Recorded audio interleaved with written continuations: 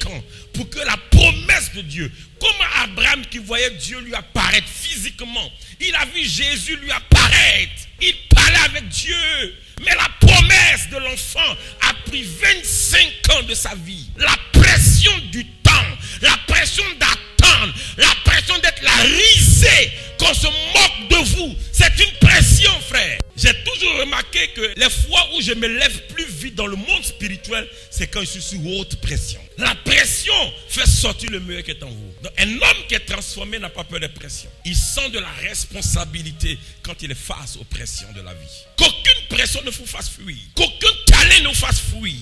La pression joue son rôle. Jusqu'à ce que vous réussissez le process, Dieu va vous faire reprendre cet examen.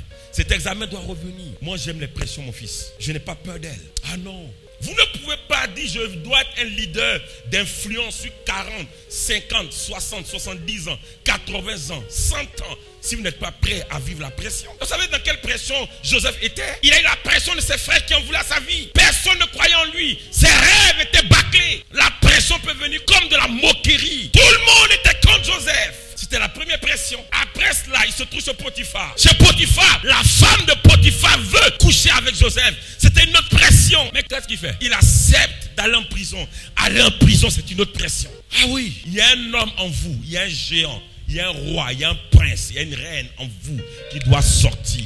Il faut l'effet de la pression. La Bible dit les grands navires sont poussés, bougent en fonction de la pression du vent. C'est quand le vent exerce, la tempête exerce une pression sur les navires qui bougent.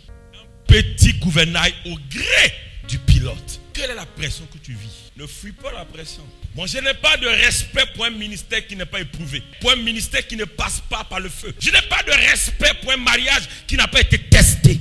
Je n'ai pas de respect pour un homme d'influence qui n'a pas connu le charbon. Parce que vous ne pouvez pas faire du pain sans passer par le four. Vous ne pouvez pas devenir un excellent si vous ne passez pas par le feu. Écoutez, l'or lui-même est éprouvé par le feu. Quelle est la puissance du christianisme s'il n'y a pas de pression? Regardez l'église primitive du temps des apôtres. Ils étaient fréquemment en prison. Pourquoi? Parce qu'ils avaient prêché Jésus. La pression de la prison, la pression des menaces de mort, la pression d'être rejeté par la société. Un homme qui est transformé en Christ n'a plus peur de crise, n'a plus peur de challenge, n'a plus peur de la frustration, n'a plus peur d'être la risée, n'a plus peur de qu'est-ce qu'on dira de moi. Ce n'est plus important. Tant que la pression est juste, tant que la pression vient de Dieu, tant que la pression est corrélée à ce que la Bible déclare, tant que la pression vient pour me faire bouger d'un point à un autre point. Posez-vous la question intérieurement. Quelle est la pression que je vis aujourd'hui? Abraham était sous pression. Attendre 25 ans, c'est une pression, frère. Pour un miracle que Dieu peut faire en une seconde, il te fait attendre 25 ans. Ah ouais? C'est une autre pression. Mais on ne peut pas changer la nature de Dieu. Quiconque qui approche Elohim, il te prouvera. Il testera tes intentions. Il verra à l'intérieur. Est-ce que tu m'aimes de manière désintéressée ou est-ce que tu m'aimes pour ce que je peux faire pour toi? C'est pour cela qu'on n'est pas nombreux. Beaucoup d'hommes de Dieu. On n'est pas nombreux qui peuvent dire non à l'argent quand il ne faut pas prendre.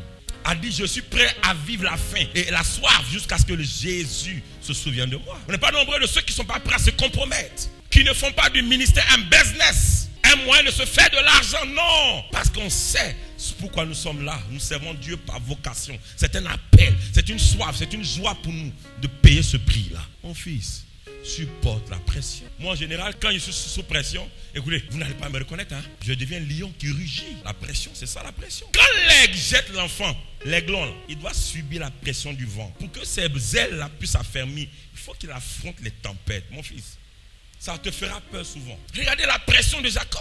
Comment est-ce qu'il a soufflé chez Laban?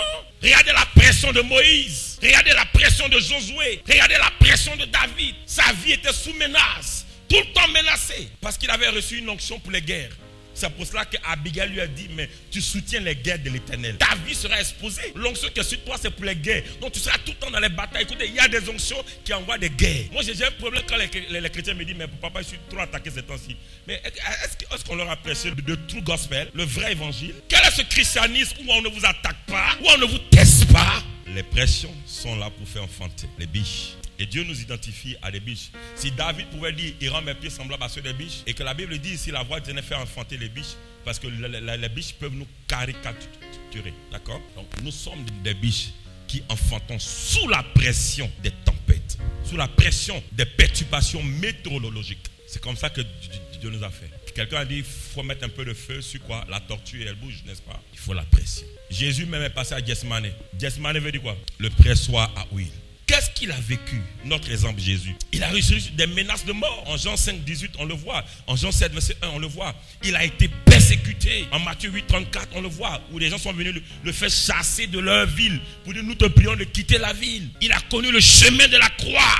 En Marc 15, verset 1 à 20, on le voit. Il a connu la crucifixion.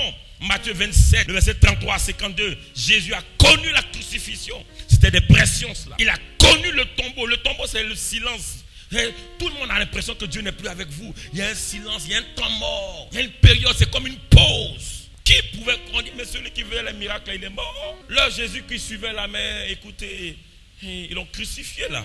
Il est mort. C'est la partie où tout le monde parle de vous. Vous calomniez et dites, mais écoute, il ne sera plus rien, elle ne sera plus rien. Personne ne peut croire qu'il pourra ressusciter le troisième jour. Mais la fin, c'est qu'il fut ressuscité en un autre homme. Oui, les pressions font sortir un autre homme en vous. Ils vous font ressusciter en un autre homme. Je suis sûr d'une chose.